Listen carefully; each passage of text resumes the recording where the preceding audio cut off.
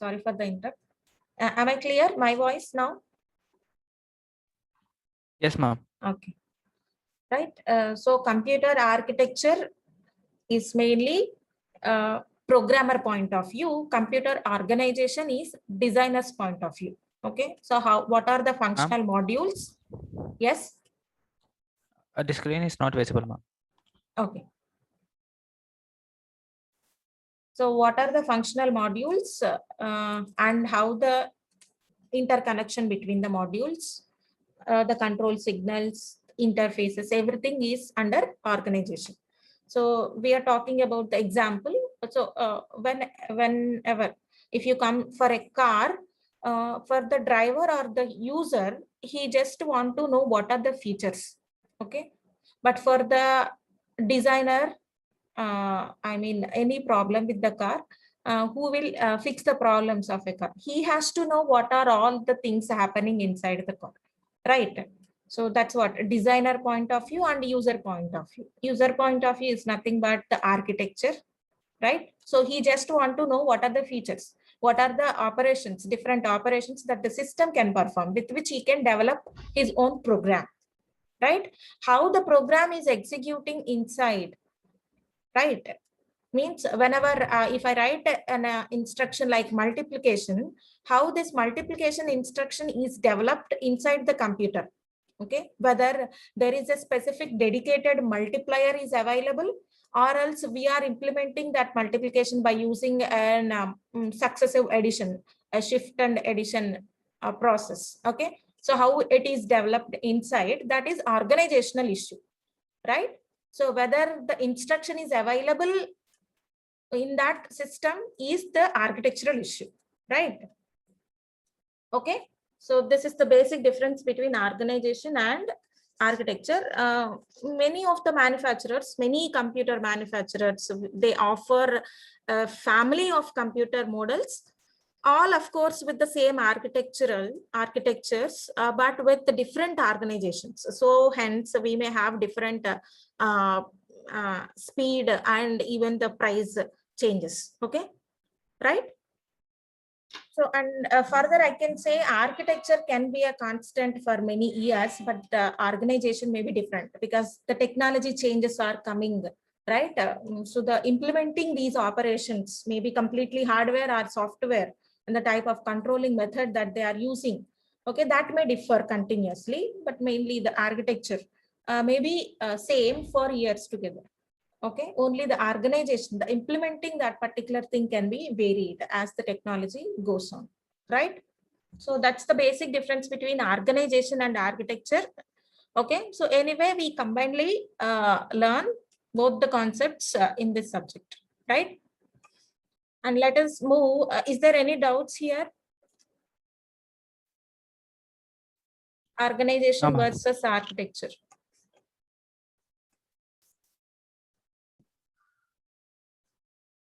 Okay, so then we move to the first concept, the basic structure of computers. So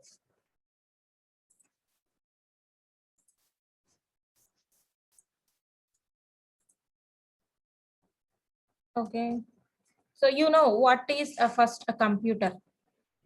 Okay, so you know a computer is a fast electronic calculating machine that accepts data in the form of input information and process it. Okay, and it produces the result in the form of output. That is the basic definition of a computer, right? So whatever are the commands or the operations you want to perform by help of a computer, rather than giving one by one command with the help of input device by the user, there is a concept called stored program concept, which was introduced by John von Neumann, right? He introduced this concept where I can write a series of commands in the form of a program, and I can store that program in a place we call that as a storage or a memory, which holds all the list of instructions, right? That's what called stored program concept. And those sequence of instructions we now termed as program. Okay, so list of instructions are called program, and those are available in a internal storage. We call that as a memory. Okay, so whenever memory is available, in that we will store our program. Now your computer, basically the processing unit, which can read this memory and execute the instructions under that program one by one. And finally, it gives us the output. So that is what a computer is doing, right? So of course, there are different types of computers based on the functionalities and the complexity involved in it. Personal computer, it's the most common type which was found in homes, schools. And notebook computers, which are compact portable versions, of course, laptops or palm tops, tablets, all the compactable versions of personal computer. Workstations which have capability of IO and graphics capabilities. Enterprise systems used mainly for business data processing. Supercomputers, which has large scale numeric calculations. Whenever we require, then we may go with the supercomputers. Okay, so just a simple classification. And coming to the functional units, so these are the functional units. Mainly, even a kid can say what are the parts of a computer. It's nothing but a CPU, memory, and IOs, input and output device, right? So these are the functional modules, simple functional modules, input by which we will give commands to the computer. Somewhere it may be stored in the memory from which it can read. Okay, and those instructions are executed in ALU and produces output, nothing but the result in the form of output and given to the output devices. Okay, and all these modules, the interconnection and the communicating is controlled by the heart, which is nothing but the control unit. Okay, so this is completely called as a processor, ALU and control unit. IOS, input and output devices, and finally the memory, where it stores the information, which is nothing but either it is a program or it can be a data on which the instructions are executed. Okay, so these are the main functional modules. In detail, if we define every module, so input device. Okay, so input device, it will gives to the program, to the processor, right? The source program, or mainly the program, which is nothing but a series of instructions to be executed by the processor, which we can give in different ways by using maybe high level language or by using some coded information, which is nothing but assembly level language, or else machine understandable language, which is only a machine language, zeros and ones, right? So mainly whatever it is, the information, either it may be program or sometimes simply data you may fed to the computer, right, by using these input devices. Okay, examples, it can be a keyboard, or a mouse, or a scanner, or a joystick, or trackballs. These are all different types of input devices. Okay, right? So mainly input devices facilitates the input data or the program, which is input for the processing unit, right? Coming to my memory unit, so its function is to store, program, and data. So basically, there are two types of memories: a primary memory, secondary memory. So primary memory, it is available exclusively associated with the processor, and it is used for storing the programs. Programs must be stored in this memory, and usually it is designed with the help of different technologies, semiconductor storage cells. Okay, and again, even in primary memory, we have different types, two more types we have. That's what RAM and random access memory and read only memory, right? Okay, so I think you know the difference between RAM and ROM, read-only memory, and random access memory. Can anybody tell the difference? Difference between RAM and ROM? RAM is always like for the apps we open in the phone, in the back, which run in the background. ROM? ROM are like memory which we don't use normally. They are there in the storage, but we don't use them frequently. Okay. See, so you are, whenever we work with a computer, we say the feature. One of the feature is how much RAM it is, right? It is a temporary memory which is useful while fetching any information inside your hard disk. Okay, if this memory is large, then indirectly it is one parameter that says the performance of the computer or the speed of the computer. Okay, so if we have a ROM size large, we can say that the speed of the computer may be little more, right?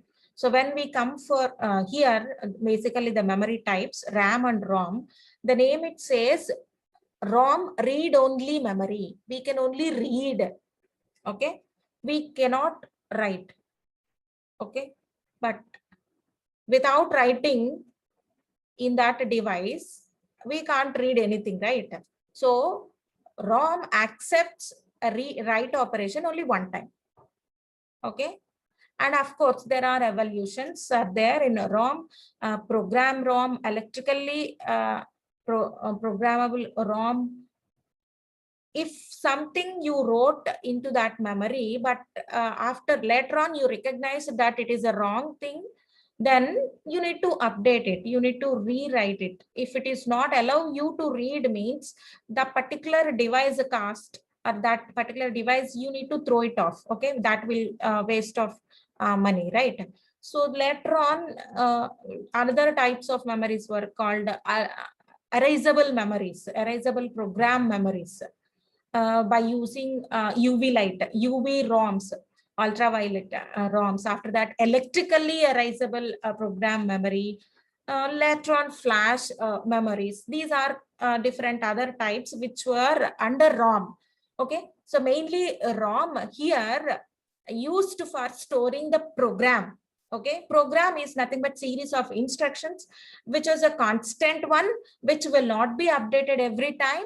Okay, so hence that particular instructions, that particular portion of information will be stored in ROM, which will not be updated every time, or which don't allow you to update, or you in the sense in the form of user, right? See, for example, if you come for a washing machine or a microwave oven, the program is fixed for it.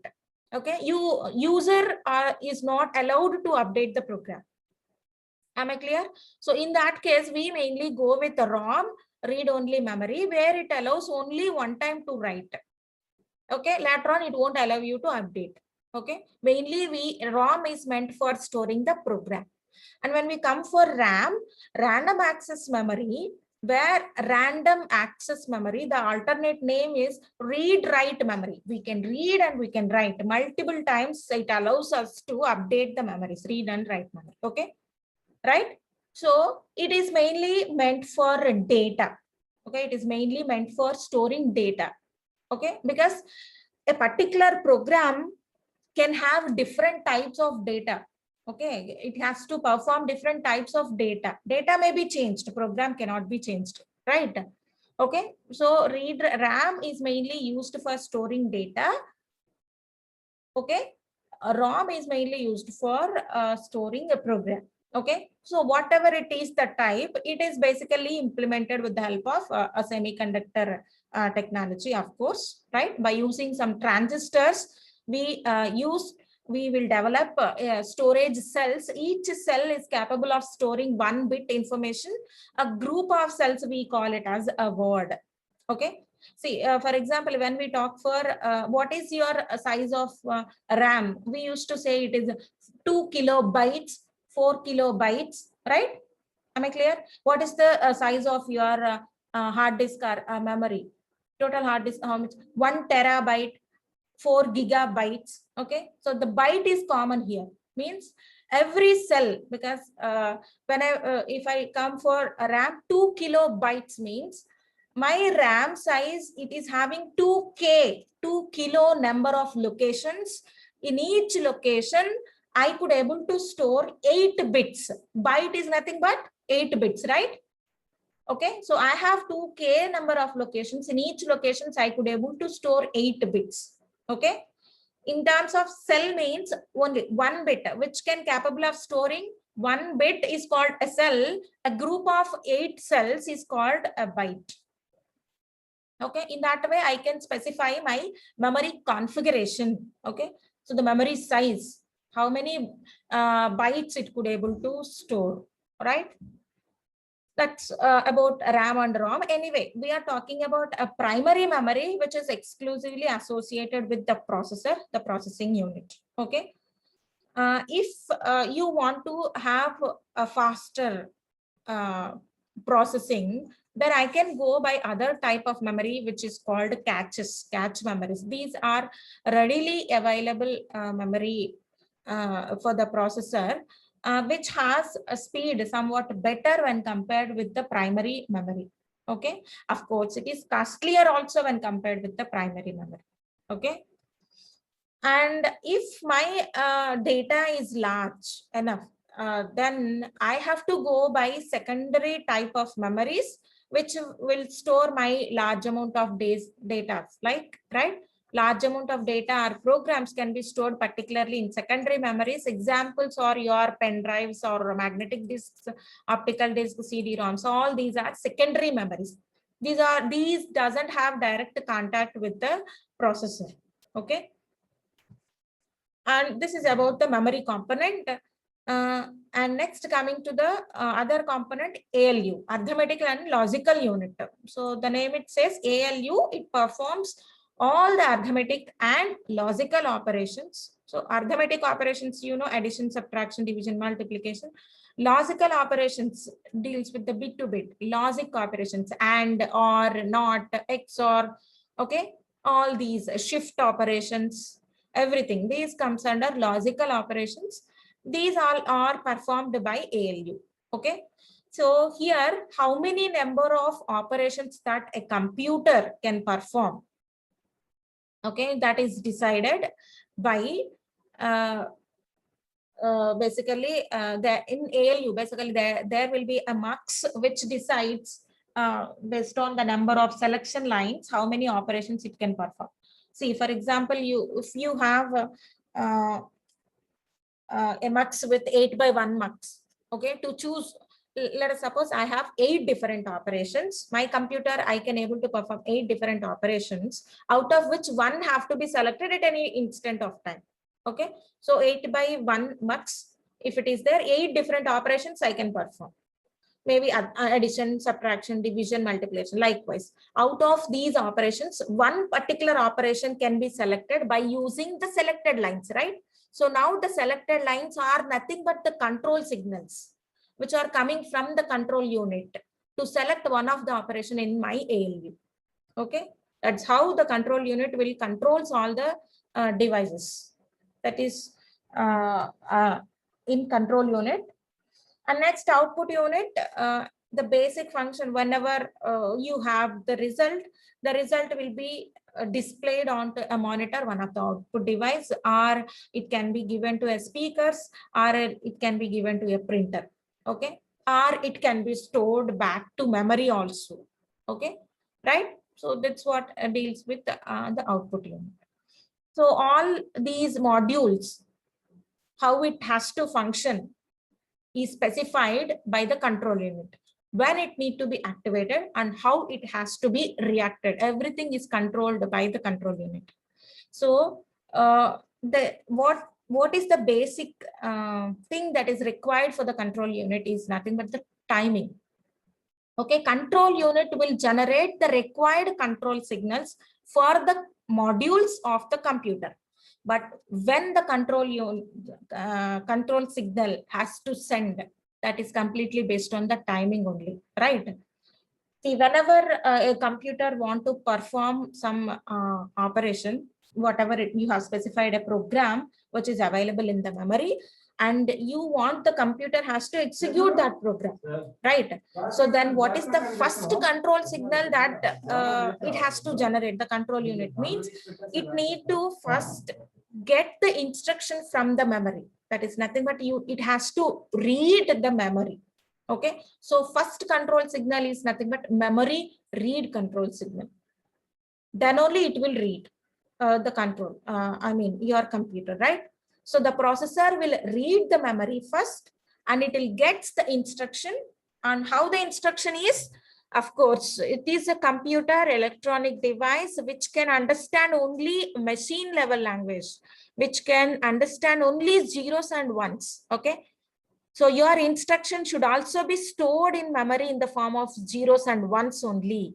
Whatever is the way that you write the program, it can be high level language like C, or it can be machine level language using zeros and ones, of course, which is very complex with respect to the user. So he has developed 2 or 3 other ways of programming, like a middle level language, assembly level language, or machine level language.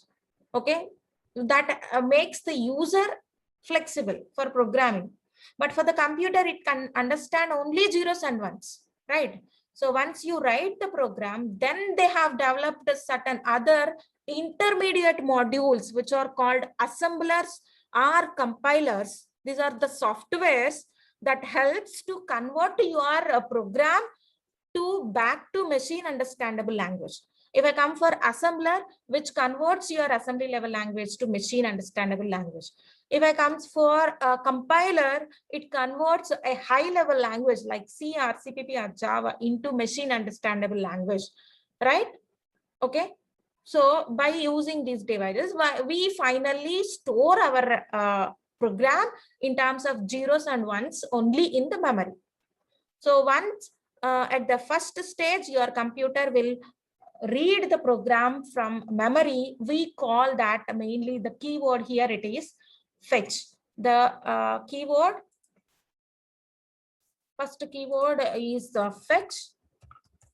So fetch operation is nothing but reading an instruction from the memory. Once we get the instruction, nothing but the computer, so it visualizes, which is nothing but in finally a zeros and ones. It has to decode from that instruction, right? It has to decode what is the operation, and if we know that if the computer has decoded it, the operation is addition, right? So addition it has to perform on what data? Where is the data? That also be mentioned in the instruction. Okay, on what operation, operands, we call that as a data operands. Okay, on what operands this operation need to perform? Where is that data, or where are those operands? Everything has to be mentioned in the instruction. Okay, so once it knows everything, then it has to generate the required control signal. If my datum, nothing but the input or the operands, if it is available in the memory, again one more memory read control signal have to be given. Or if it is given directly from the keyboard, then it has to supply a control signal called input read control signal to get the data. Okay, once you have the operands, then it has to perform the operation. So you know that the operation is addition. So to select the addition operation out of the available operations, again one more control signal it has to be generated for the ALU, right? Once the operation is done, then it will perform the operation, right? Once the operation is selected, it will perform the operation. And once you have the result, then where the result has to be sent, whether it is to the memory or it is to the IO unit. Okay, it should also be specified in the instruction itself. Okay, right? So if it is stored in the memory, then it has to send a control signal called a memory write control signal. If it has to send to an output device, then it has to send a control signal called output write control signal. Okay, right? So this is the process, right? So it has to send these control signals like a memory read, memory write, IO read, or IO write. Okay, and also the selecting an operation. Okay, these has to be done in a particular timing. Okay, so the timing will be come from a system clock, which is very, very important, which decides even the speed of the computer. Okay, from which it will generate different timing signals. And finally, the computer can able to perform one particular operation. This is the thing that is happening inside the computer in a sequential manner. It is in a sequential manner. Okay, so then only it can complete a particular instruction execution. So these are the phases. First phase we call as a fetch, and second phase is decoding. Decoding those set of bits, right? So in decoding states, the computer knows what is the operation and where are the operands. And once the operation is finished, where the data has to be, where the result has to be sent. That's what decode. After that execute stage, the execution with the ALU, it can do. These are the 3 stages that it is going in every computer to complete one instruction execution. Am I clear? So this is how the things are happening inside a computer. And at anywhere, I'm clear that either it is an operation or nothing but a program or an instruction or a data, it has to be stored in a computer in the form of binary format only zeros and ones. Okay, so the number system that the computer is following is the binary number system, which is with the help of zeros and ones only. Okay, right? So we, nothing but the humans, have developed the computer to works only on zeros and ones. But the humans can understand only the decimal number system, right? He can easily understand the decimal number system than binary, which have numbers from 0 to 9, right? The digits from 0 to 9, with which it we can form numbers and we can perform on those numbers. Okay, but we only designed a system which can understand only binary zeros and ones. Okay, why can't a human can design a system which can understand the decimal 0 to 9? Because we are the designers, right?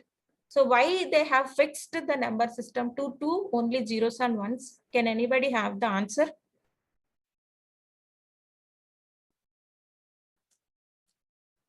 Is my question clear? First of all, Yes, ma'am. because we only design the computer, why can't we design a system which can understand the decimal number? Why we are going for only binary means? Anybody have the answer? Okay, so it is simply because we have two symbols, logic 0 and logic 1. Okay, so representing these logic and 0 and logic 1 through wires, we are communicating inside the computer, right? So by using certain logic levels, right? So a high and a low levels.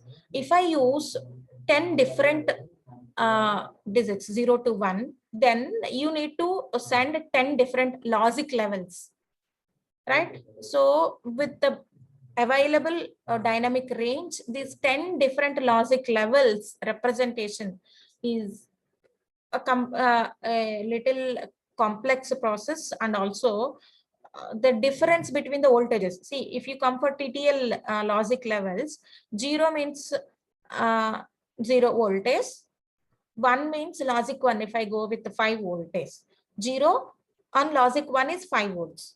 If I want to represent the same 0 to 5 volt range with the help of 10 different logic levels, I have to divide the voltage range by 10 levels. Okay, then the margin between the bit, the voltage levels, is very less. It is a complex process also. So that's why, to make the design easy, we are going only with logic 0 and logic 1.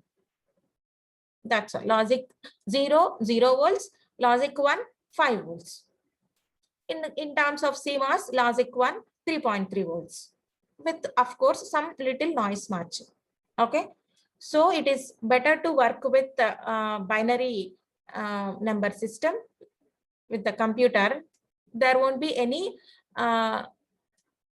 deviation between the voltage levels. Okay, if the voltage levels are very less, then a digit may interpreted in a wrong way also. Okay, so to avoid that complexity, we are going with only 2-level information, logic 0 and logic 1. Okay, so now we move to number systems. I think the components of a computer and its operation, functional units, I feel they are clear. Is there any doubts No, ma'am. in the functional No, ma'am. units? Okay. Okay, then we move to the number systems.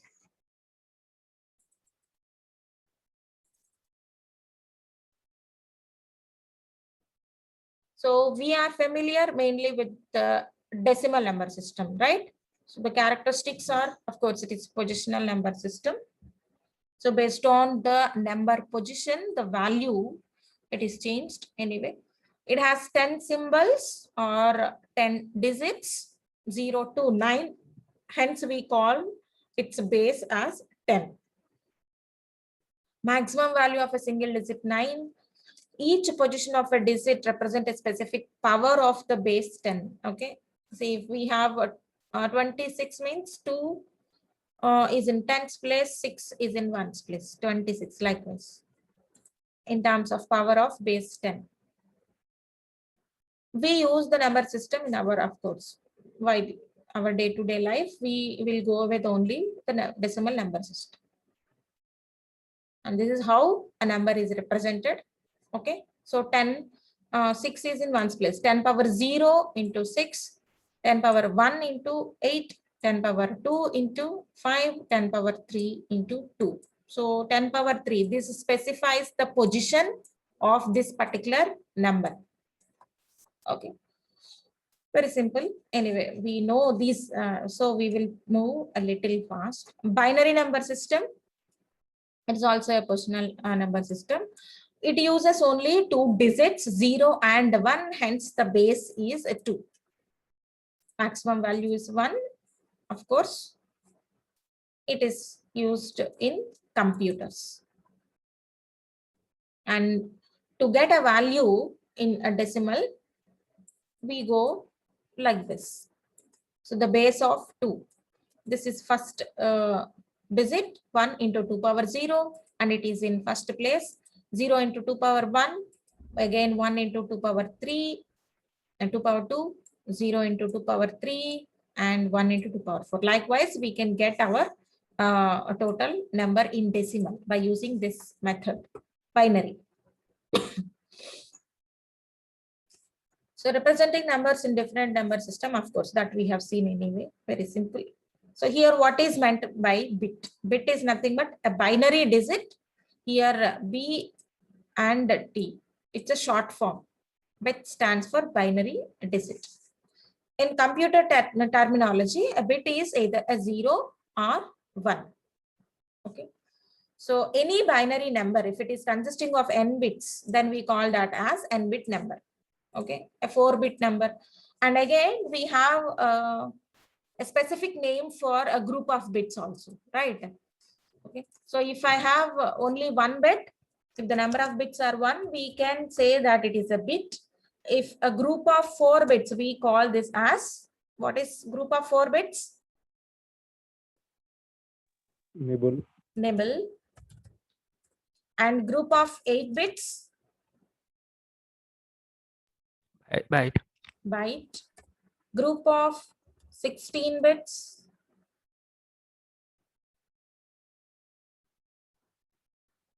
Group of 16 bits.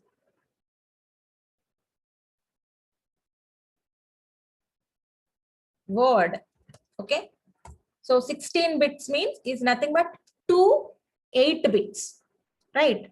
2 bytes, or we can call it as word. Okay. And group of 32 bits. It is 32 means 2 into 16. It is double word. Double word. Okay. Group of 64 bits. quad word. Okay, 4 into 16 is nothing but 64. Likewise, I can group number of bits and I can name likewise, right? These are sufficient till here. This is about a bit.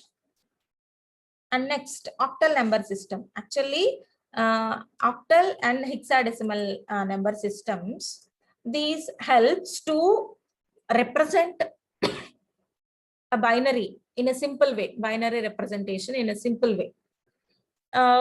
Here, octal says nothing but 8 symbols. We'll be having 8 digits from 0 to 7, and its base anyway, it is 8. Okay. See, if I have each digit will have below 8 only. Any number, any digit will be having from 0 to 7 maximum. So if my octal number is like this, what is its corresponding decimal number means I can go by powers of that base. I can get back to its decimal number. Okay, in any number system, if I use power of its base multiplied by each number with respect to its position, then I can get my decimal number. Okay, 2 into 8 power 3, 0 into 8 power 2, 5 into 8 power 1, 7 into 8 power 0. This is the value in decimal. Okay. Similarly, hexadecimal number, it will be having 16 symbols, right? Or 16 digits. It's alphanumeric type. We have alphabets A to F and numerals from 0 to 9. See, 16 different symbols I have to use. 0 to 9. After that, 10 is represented with the help of A. It should not be 1 0, because if I treat it as 1 0, if I take 1 0 means another, we are using 1 and 0 separately, right? 0 is available in the digit, 1 is also available as a different symbol. So then it comes to 2-digit number. Okay, to avoid this, we are going for new letter, which is A. B meant for 11, 12 meant for C, D meant for 13, 14 means E, 15 means F. So 0 to 15, so totally 16 different symbols are available for representing a number in hexadecimal number system. Okay, the maximum value here anyway, it is 15, which is nothing but F. And coming to the conversion here, a number is a group of any particular digit which varies from 0 to F. So a particular number is formed like this, 1AF. Of course, its base is 16. Hence, to get back to its value in decimal, I have to go by this procedure, multiplying power of base. F into 16 power 0, A into 16 power 1, and 1 into 16 power 2. I'll be getting my number, this one. Okay. So this is how the base to any number. Okay. So anyway, this process only we have done implemented. And in reverse manner, if I want to get a decimal number to its corresponding base, okay. So if I have my decimal number to the corresponding any base, if I want, I have to go by division remainder method. This is what the method. I feel that this procedure is already known to you. Am I right? Yes, ma'am. Yes. Okay. Similarly, any hexadecimal or conversion. Okay. This is the method for converting. See, method for converting any binary number to its equivalent number. If I have a binary number to equivalent octal number, if I want to convert, then I have to group 3 bits together from right side onwards. Okay, from right side, 3 bits. I have to group these 3 bits and write the corresponding 4. And similarly, group these 2 bits and writes. And last digit doesn't have 3, so append 2 more digits as 0. Okay. And corresponding group I will write. This is meant for 1, 5, and 2. 152 and 8. Similarly, in hexadecimal also the same procedure. I can go grouping 4 bits together. I have to group 4 bits together from right side to left side, not from left to right. I have to group from right to left. Okay, group 4 bits together. 1101, it is nothing but 13D, and 11, it is 3D. So this is hexadecimal systems. Okay, and these are certain keywords: base, binary system, binary point, bit, decimal number system, and least significant digit, most significant digit.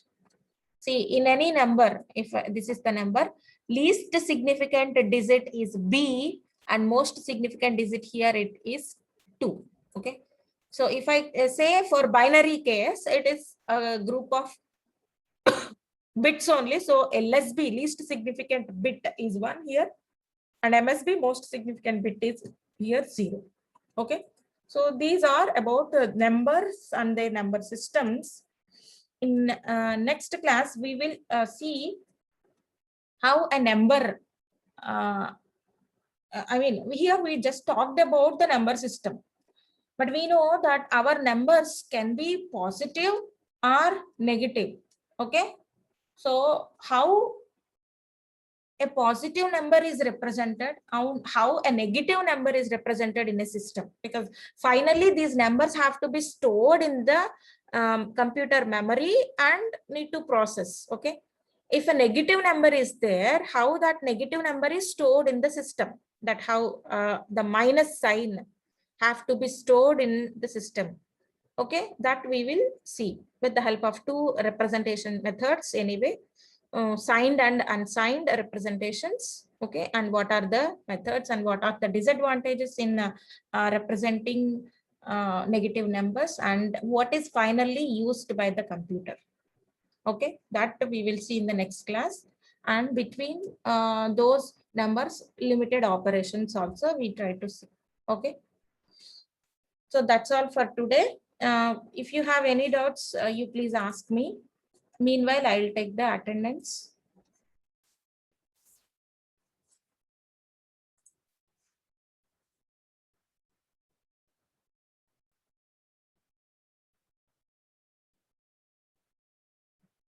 Why the number started with 72? It should start with 61, right? Okay.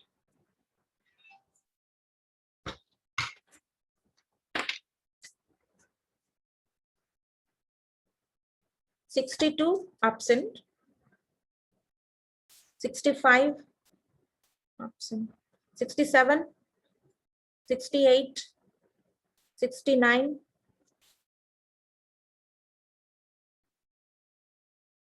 75. Okay.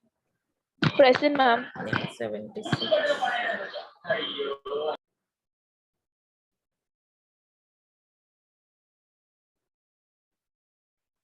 78,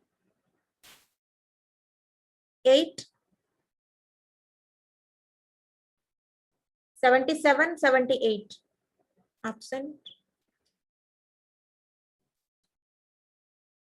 80,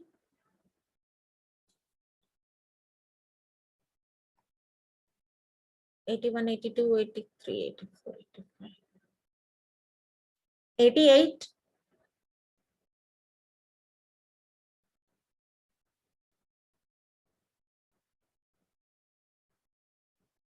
89,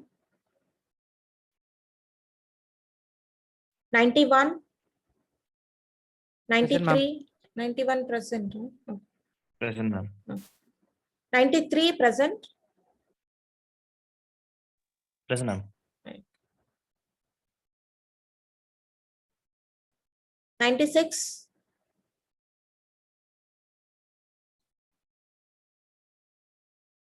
100, Present, ma'am.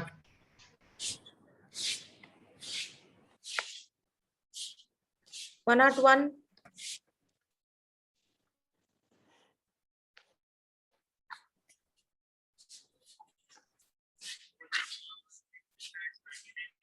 105, Present, ma'am. 108, One of the present, ma'am. 108,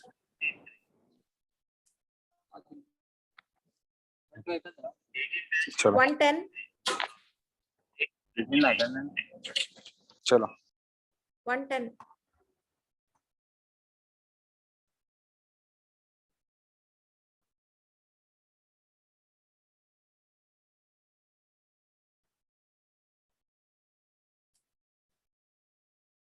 113, 114, 115, 116, 117, 116 present, ma'am. yeah, 117, 118, 120, 118 present, ma'am. 118%. 30789, 310, 311, Present, ma'am. 11. 311 present. 310 present, ma'am. 310. Okay.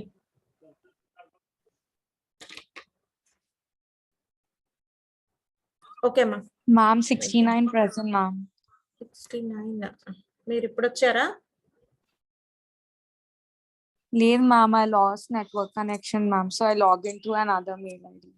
Okay. Absentees are 62, 65, 67, 68, 77, 78, 80, 88, 89, 96, 101, 108, 110, 113, 115, 117, 120. Okay. Okay, ma. Thanks for today. Bye for today. Thank you, ma'am.